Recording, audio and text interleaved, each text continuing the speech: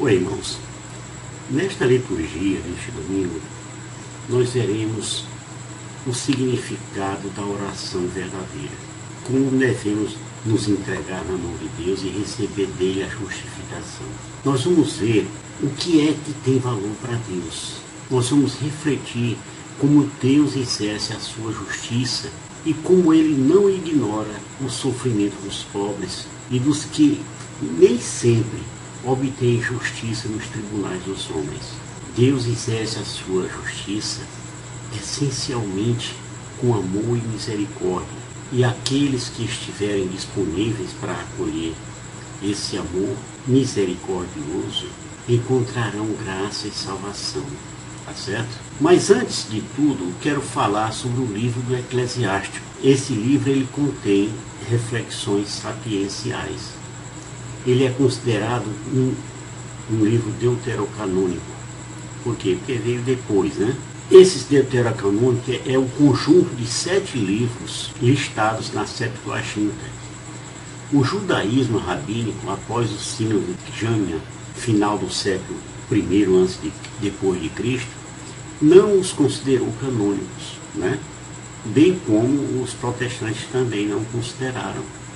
Depois eles foram admitidos como autênticos pelo Concílio de Roma, Hipona, o terceiro concílio de Cartago, o concílio de Florença, o concílio de Trento. Tá bom? Esse livro do Eclesiástico ele foi escrito por um sábio judeu do século II a.C. O nome dele era Jesus ben Eleazar ben Sirá. Em 130 a.C., o seu neto, que vivia lá em Alexandria, traduziu para a língua grega, justamente para que os judeus, que viviam dispersos há muito tempo, por outras nações ali, pudessem ler aquele livro. Porque esse povo judeu que estava disperso, ele já não conhecia mais o hebraico. A tradução também serviu para que os gentios, especialmente os gregos, lessem esses pensamentos filosóficos. O livro ele fala de problemas sérios, como a origem do mal, está no capítulo 39, e também sobre a origem do pecado, está no capítulo 15.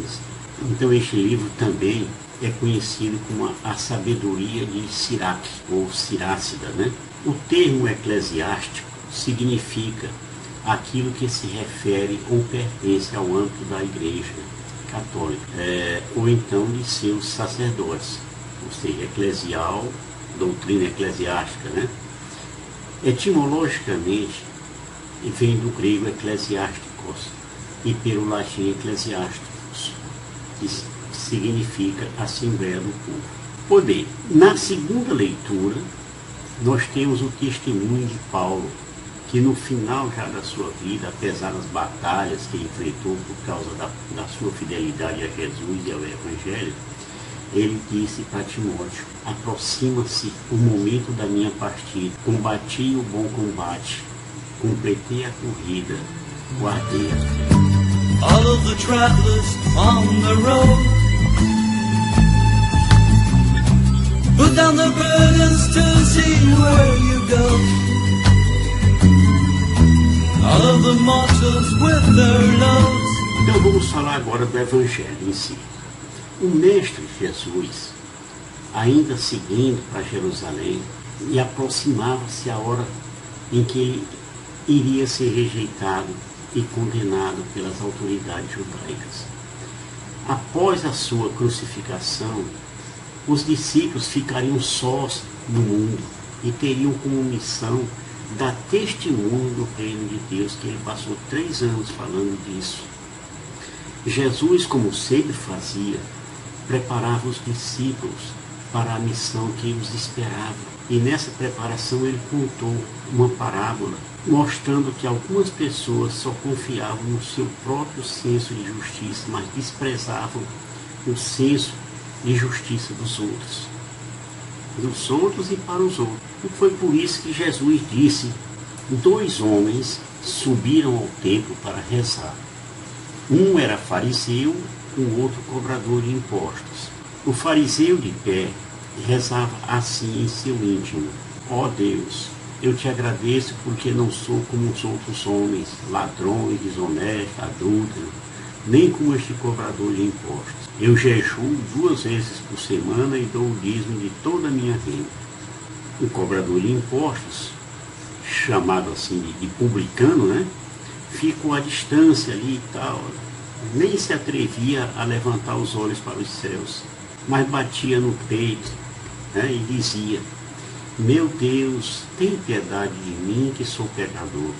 Aí então Jesus olhou para os seus discípulos e para a turma que estava ouvindo e disse para eles: este último voltou para casa justificado, o outro não. Pois quem se eleva será humilhado e quem se humilha será elevado. Olha bem, está vendo aí?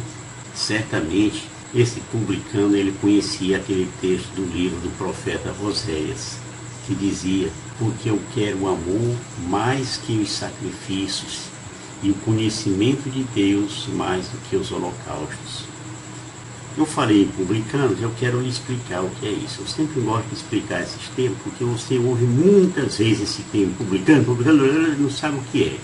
Publicano é o seguinte: eram os judeus que cobravam impostos para o Império Romano. Mateus, por exemplo, era um deles, Zaqueu era outro. Em vários textos, eles eram comparados aos piores tipos de gente. Tem até um texto assim que eu vou mostrar agora.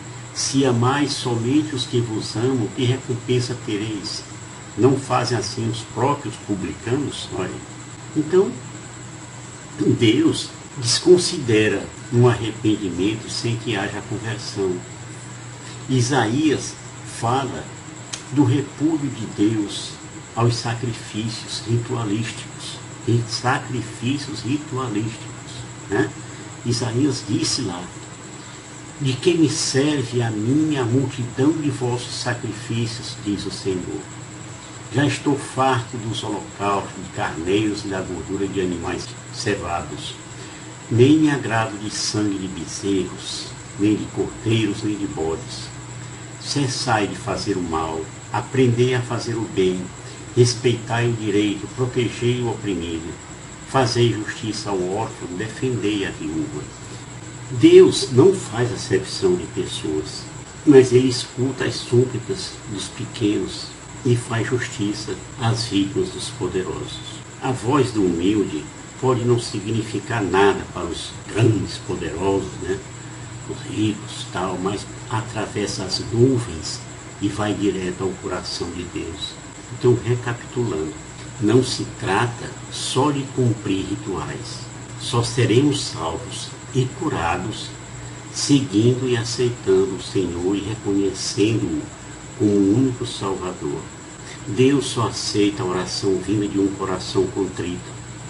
Nesta parábola, Jesus mostra que a oração da autolouvação e da autoadmiração pelas coisas boas que fazemos ou pelas coisas ruins que deixamos de fazer é um discurso que com certeza não agrada a Deus. O fariseu, ele assumiu uma postura arrogante, né? Prestando conta lá das suas práticas religiosas, do seu dízimo que fazia e tal, aquele negócio todo, como se ali ele estivesse exigindo uma grande recompensa de Deus pelas obrigações que ele fez. Como se Deus fosse obrigado a restituir a ele 10 vezes mais, 6 vezes mais, não sei o quê. Jesus não suporta a soberba de quem se gaba de ser justo e olha os demais com desdém. Se nos achamos justos, por nós mesmos não precisamos de um defensor. E aí nós recebemos a nossa própria justiça, que nem é bom. Não façamos o que fez o fariseu, que estava ali cheio de orgulho, falando alto para todo mundo ouvir, enquanto olhava o publicano, coitado, todo humilde ali, todo sem jeito, e julgando esse publicano muito pior do que ele. Saiba que a salvação provém unicamente de Deus. E foi por isso que Paulo disse: porque é gratuitamente que fostes salvos mediante a fé. E isto não provém de vossos méritos, mas é puro dom de Deus. Não provém das obras, para que ninguém se glorie. Então, para seu conhecimento, os fariseus, você ouviu falar muito dessa palavrinha fariseu, né? Os fariseus eram um grupo leigo, diferentemente dos saduceus. Esses saduceus faziam parte do partido sacerdotal. Contudo, eles, fariseus, tinham grande influência entre o povão. Eram mais próximos do povão. O saduceu era mais de caça, aquele... O historiador Flávio José, que viveu mais ou menos naquela época, ele escreveu que no tempo de Herodes, os fariseus eram cerca de 6.000 pessoas, mas eles faziam um barulho danado, era coisa terrível. Pois bem, eles eram tidos lá como defensores intransigentes da lei, fosse a lei escrita ou fosse a lei oral. Eles mantinham uma forte ligação com os escribas, né? Os escribas, os mestres e intérpretes da lei. Eles acreditavam que quando todos cumprissem a lei, o Messias chegaria para libertar Israel nas ordens lá dos romanos, aquele negócio todo. A insistência no cumprimento integral da lei criava no povo, naquele povo simples, humilde, uma sensação tremenda de pecado e de dignidade que oprimia as consciências e fazia aquele coitado sentir-se longe de Deus, porque só apontavam o dedo dele para dizer que ele era pecador, nunca apontavam para ajudar, para se ensinar nem nada. Mas voltando aqui ao Evangelho, finalmente Jesus expressa a vontade de Deus com relação ao fariseu e ao publicano. Jesus diz, este último, que era publicano, né, voltou para casa justificado, o outro não. Pois quem se eleva será humilhado e quem se humilha será elevado. Esse termo justificado é o mesmo que perdoado ou salvo. Tá certo? Então, veja na teologia paulina da justificação que Deus, na sua infinita justiça, lança sobre o homem, aquele homem pecador, um veredito de graça e salva-o, mesmo que não mereça essa salvação. É que diz o texto de Romanos 5,18. Portanto, como pelo pecado de um só a condenação se estendeu a todos os homens, assim por um único ato de justiça recebem todos os homens a justificação que dá a vida. Eu espero, meus irmãos, que tenha contribuído para que você entendesse melhor os textos dessa liturgia desse domingo, dia 26.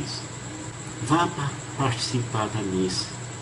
O padre, o pároco lá, o presbítero, ele vai dizer coisas muito melhores para você, muito mais profundas para você. Tá bom? Shalom do Pai.